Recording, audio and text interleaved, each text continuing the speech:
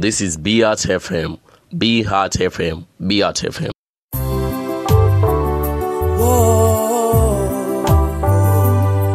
Wangiriye neza waracunguye ndagushima Yesu uri gitangaza uri gisubizo ndagushima Yesu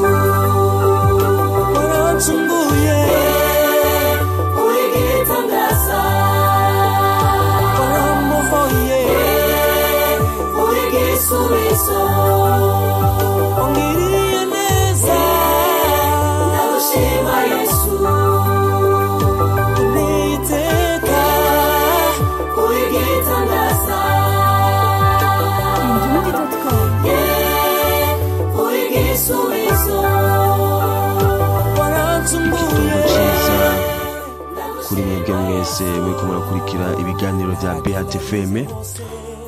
Turizera ko mwaramutse amahoro ku bantu mwese mukurikira ibiganiro vya Beat FM aho muherereye mu gihugu cy'u Burundi, mu bihugu bitandukanye mutwumviririzamwo.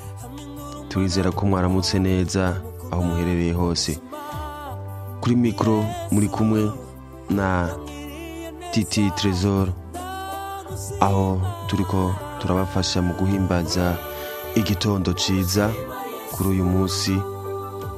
Dusaba n'imbabazi ku gihe cejo twiriwe tuvuga umunsi ngo ni ku munsi wa gatanu, ariko hari ku munsi wa gatatu, aho kuri uyu munsi turi ku munsi wa kane itariki imwe y'ukwezi kwa 11 mu 2018, aho turi itariki imwe y'ukwezi gushasha 2018. Turizera ko muri benshi rero muko murakurikira ibiganiro vya Beat FM. Turabipfurije igitondo ciza mwese, mubandanye muryoherwa na Beat FM.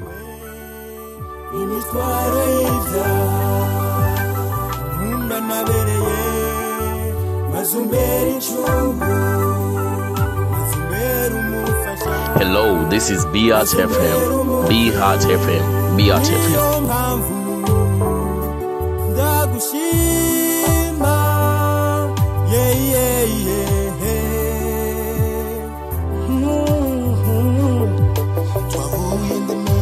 Hello, this is Beat FM.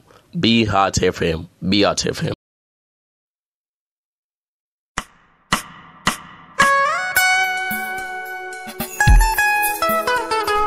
Emmanuel Imani kumwe nanje yitwa Yesu yitwa Yesu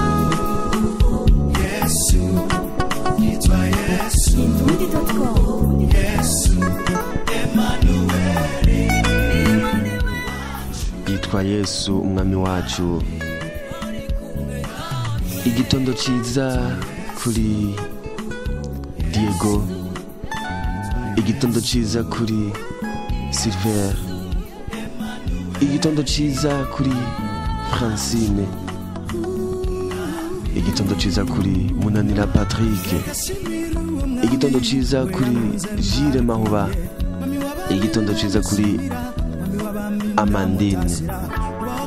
Ndifurije igitondo ciza Jean-Marie, umupolisi wacu w'igihugu akorera ku Musaga.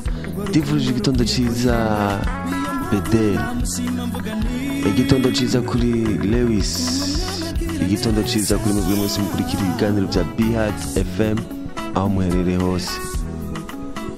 Ndabandanye nifuriza igitondo ciza abakunzi ba Beat FM mwese muri mu gisagara ca Bujumbura, abakunzi ba Beat FM muri mu ntara ya Cibitoke, abakunzi ba Beat FM muri mu ntara ya Bubanza, mu ntara ya Ngozi, mu ntara ya Gitega, mu ntara ya Rumonge, mu ntara ya Makamba, mu ntara ya Kayanza, mu ntara ya Muyinga, mu ntara ya Rutana, mu ntara ya Karusi, mu ntara ya Bururi, mu ntara ya Cankuzo eka mbere na Kirundo, aho hose hari abakunzi bacu ba Beat FM.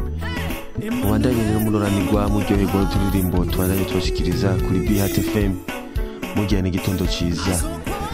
Mubandanye kandi mwibuka gushimira Imana kuri igitondo mwaronkejwe. Hari benshi batakironse batakibonye, ariko twibona twahabonye nta ngufu nta kintu kirekire twatanze ku Mana twabonye biba. Dushimira Imana rero, tuyishime, dufashanye mu kwishima. Hello, this is Beat FM. Beat FM. Beat FM.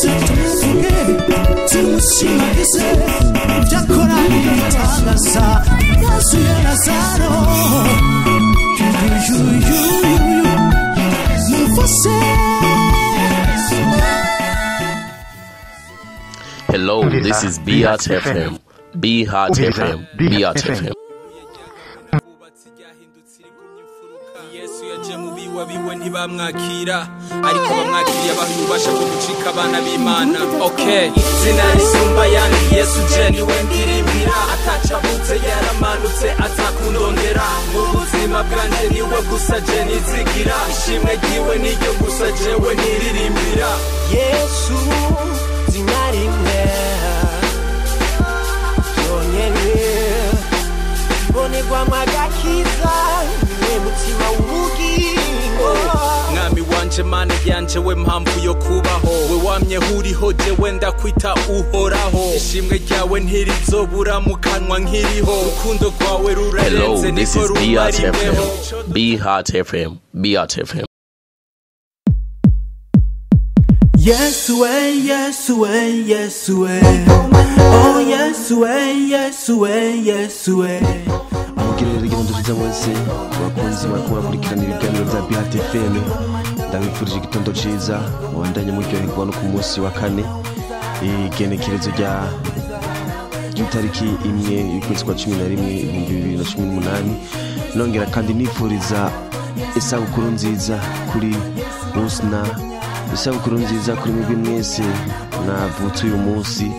Mugire amavuko meza, mugire kubandanya mubona byinshi mu buzima bwanyu. Imana ibandanye bongera imyaka, eka muzobandanye mukora ibitandukanye, mubandanye no mukorera no mu Mana. Murakoze cyane. Yari Titi Trezor kuri Beat FM. Mubandanye mukurikirana ibiganiro vya Beat FM. Murakoze.